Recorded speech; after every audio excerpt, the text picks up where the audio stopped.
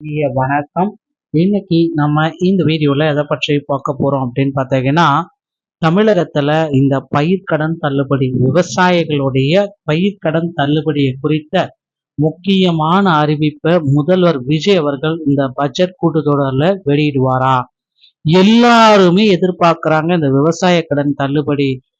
தமிழக அரசு கூட்டுறவு வங்கிகள்ல விவசாயிகள் பெற்ற பயிர்க்கடனை தள்ளுபடி செய்வது குறித்து முக்கிய அறிவிப்புகளை வெளியிட தயாரா இருக்கு. இந்த திட்டத்தின் கீழ் சிறு மற்றும் குறு விவசாயிகள் வாங்கிய கடன்களின் ஒரு குறிப்பிட்ட தொகையை தள்ளுபடி செய்ய முன்னுரிமை வழங்கப்படுகிறது. ஆரம்பத்தில் கடன் தொகைக்கு ஏற்ப தள்ளுபடி விகிதங்கள் நிர்ணயிக்கப்பட்டாலும் தற்பொழுது எந்தவித பாகுபாடுமின்றி முழு கடன் தள்ளுபடி செய்வது குறித்து அரசு மறுபரிசீலனை செய்து வருகிறது. குறிப்பாக 50,000 ரூபாய் வரை கடன் பெற்ற சிறு மற்றும் குறு விவசாயிகளுக்கு முழு விலக்கு அளிக்கப்படும் அப்படின்றத மாற்றி 75,000 ரூபாய் வரைக்கும் இதை மாற்றி அமைச்சிருக்காங்க. இந்த 75,000 ரூபாயை மீண்டும் மறுபரிசீலனை செய்யுங்க அப்படின்ட்டு போராட்டங்கள் அங்கங்க நடக்குது.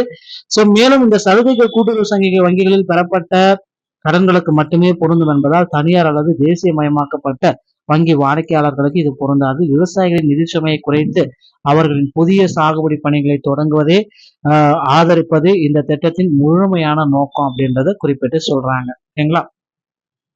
75,000 ரூபாய் வரையிலான கடன்களுக்கு முழுமையான தள்ளுபடி வழங்குவது இது குறிப்பிட்டு சொல்றாங்க. 75,000 அதாவது இந்த அதிகபட்சமான கடன் அப்படின்றது முழு கடன் தள்ளுபடி அப்படின்னா 75,000 வர்த்தீங்கன்னா 75,000க்கு மேல போச்சு அப்படின்னா உங்களுக்கு 35,000 தான், 50% போயிடும். அப்புறமேலுக்கு பாத்தீங்கன்னா 35,000 மட்டும்தான் உங்களுக்கு கடன் தள்ளுபடி அப்படின்றதையும் முதல்வர் விஜய் அவர்கள் கொடுத்திருக்காரு.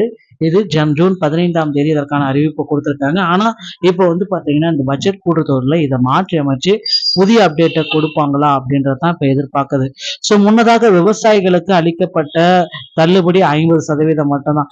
மற்ற ஆட்சிகள் மற்ற மாநிலங்கள்ல பாத்தீங்கன்னா தள்ளுபடி அப்படின்றது பாத்தீங்கன்னா 36,000 கோடி ரூபாய் வரைக்கும் தள்ளுபடி பண்ணியிருக்காங்க. ஆனா தமிழகத்துல 5,900 கோடி மட்டும்தான்.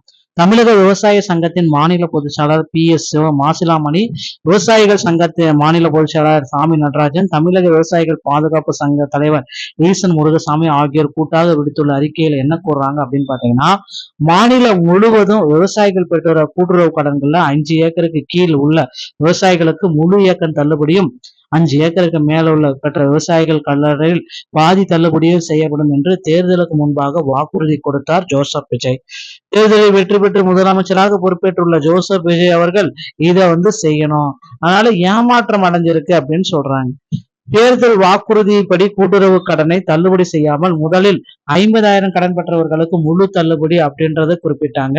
அதன் பிறகு 75,000, அதன் பின்பு விவசாய சங்கங்கள் போராட்டத்துக்கு பிறகு அடுத்த அறிவிப்புல 75,000 வரை பெற்ற சிறு மற்றும் குறு விவசாயிகளுக்கு முழு தள்ளுபடி என்றும் 75,000 ரூபாய்க்கு மேல கடன் பெற்றீங்கன்னா வெறும் 35,000 மட்டும்தான் தள்ளுபடி என்ற அறிவிப்பு மிகப்பெரிய ஏமாற்றத்தை கொடுத்திருக்கு.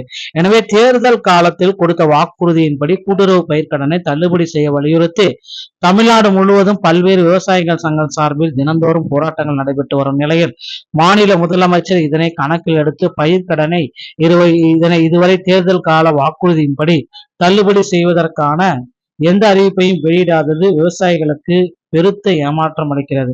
எனவே 15 மேற்பட்ட விவசாய சங்கம் சார்பில் சென்னை ராஜாஜம் ஸ்டேடியில் தொடர் காத்திருப்பு போராட்டம் நடத்த முடிவு செய்திருக்காங்க.